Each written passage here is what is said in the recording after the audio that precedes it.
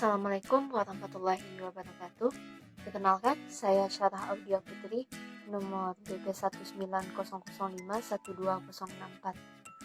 Baiklah, di sini saya dan teman-teman saya sebagai perwakilan kelompok 3 akan menjelaskan sedikit tentang strategi dan perencanaan. Strategi adalah sebuah rencana yang berskala besar dengan orientasi menuju ke masa depan, guna berinteraksi dengan kondisi persaingan untuk mencapai suatu tujuan. Sedangkan perencanaan itu adalah pemilihan dan menghubungkan fakta-fakta yang membuat serta menggunakan asumsi-asumsi yang berkaitan dengan masa datang, dengan menggambarkan dan merumuskan kegiatan-kegiatan tertentu yang diyakini diperlukan untuk mencapai suatu hasil tertentu. Perencanaan merupakan aktivitas terpenting dalam sebuah negosiasi. Dalam setiap negosiasi, tentunya memiliki tujuan. Fokus yang mendorong strategi negosiasi terhadap tujuan yaitu pertama, menentukan tujuan adalah langkah pertama dalam proses negosiasi. Negosiator harus menentukan tujuan dan sasaran dengan jelas. Sasaran yang ditetapkan memiliki efek langsung dan tidak langsung. Sedangkan taktik adalah gerakan adaptif jangka pendek yang dirancang untuk memperlakukan atau mengejar strategi luas. Taktik berada di bawah strategi. Taktik didorong oleh strategi. Baiklah, selanjutnya adalah E, yaitu pendekatan strategi. Ada dua jenis pendekatan strategi yang digunakan. Yang pertama adalah pendekatan sepihak, yang dibuat tanpa keterlibatan aktif pihak lain. Yang kedua adalah pendekatan bilateral, salah satu yang mempertimbangkan dampak dari strategi orang lain pada dirinya sendiri. F.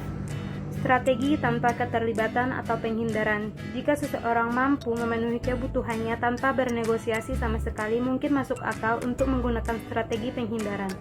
Mungkin tidak sepadan dengan waktu dan upayanya untuk bernegosiasi. Keputusan untuk bernegosiasi terkait erat dengan keinginan dikehendakinya alternatif-alternatif yang ada, hasil yang dicapai jika negosiasi tidak berhasil. Selanjutnya adalah G, strategi keterlibatan aktif.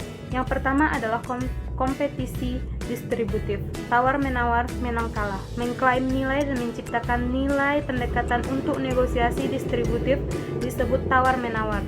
Distributif menerima fakta bahwa bawahannya ada satu pemenang yang diberikan situasi tersebut dan mengejar tindakan untuk menjadi pemenang tersebut. Situasi yang kompetitif juga dikenal sebagai situasi zero sum atau distributif, di mana individu sangat terhubung bersama-sama sehingga dapat berkolerasi negatif di antara pencapaian tujuan mereka. Selanjutnya adalah kolaborasi integratif. Negosiasi menang-menang. Negosiator dengan menerapkan gaya kolaboratif akan menciptakan negosiator yang terbuka dan jujur.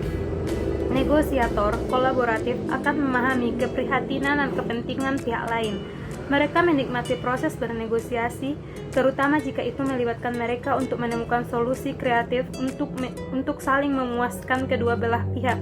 Namun mereka mungkin memiliki kecenderungan untuk mengubah situasi sederhana menjadi lebih rumit dengan terlalu banyak berpikir dan mengeksplorasi banyak alternatif. Sebaiknya negosiator menerapkan gaya negosiasi jenis ini ketika kedua belah pihak membutuhkan tujuan mereka tercapai.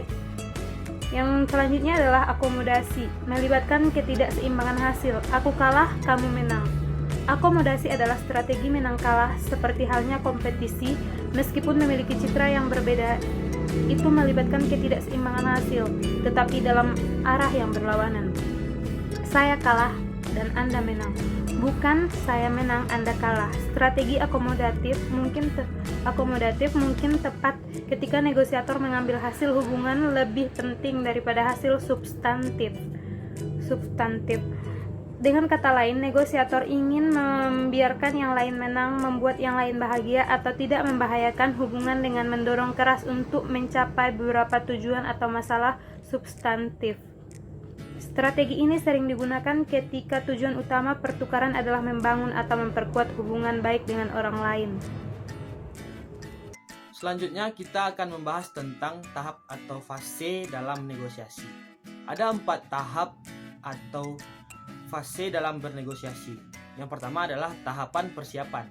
Pada tahap ini kita harus mengenali atau menganalisis siapa yang ingin bernegosiasi dengan kita, sehingga kita dapat mengatur strategi yang tepat dalam bernegosiasi nanti. Ada hal yang lain yang perlu dipersiapkan dalam bernegosiasi ini. Yang pertama adalah waktu, kemudian tempat, fisik, dan memahami situasi dan kondisi. Yang kedua adalah tahapan pembukaan. Pada tahapan ini, penawaran mulai diajukan kepada pihak-pihak yang bernegosiasi. Tahapan pembukaan berkaitan dengan tahapan yang pertama. Mengapa? Pembukaan atau persiapan mempengaruhi kredibilitas dalam bernegosiasi. Hal tersebut akan mempengaruhi potensial keberhasilan seseorang dalam bernegosiasi nanti. Yang ketiga adalah tahapan penawaran. Pada tahapan ini, kedua belah pihak mencari jalan tengah dalam bernegosiasi untuk mencapai satu tujuan. Layaknya penjual dan pembeli, pada proses penawaran ini, suatu penjual atau seorang penjual menawarkan suatu produk kepada pembeli dan begitu pula sebaliknya. Namun hal tersebut harus dilakukan dengan sabar. Dalam bernegosiasi, kita tidak boleh membawa hal-hal yang bersifat pribadi ke dalam negosiasi. Apalagi hal tersebut digunakan untuk membentengi diri dalam bernegosiasi. Dan juga dalam bernegosiasi kita tidak dapat atau tidak boleh terlalu cepat setuju terhadap apa yang dikatakan oleh pihak lawan. Karena hal tersebut justru merugikan kita sendiri. Dan kemudian dalam negosiasi kita harus pintar dalam mengambil keputusan. Kita harus memikirkan apa akibat yang kita dapat setelah menyetujui. Yang keempat merupakan tahapan penutup. Tahapan ini merupakan tahapan akhir dalam bernegosiasi, yang mana terjadi kesepakatan antara kedua pihak yang bernegosiasi.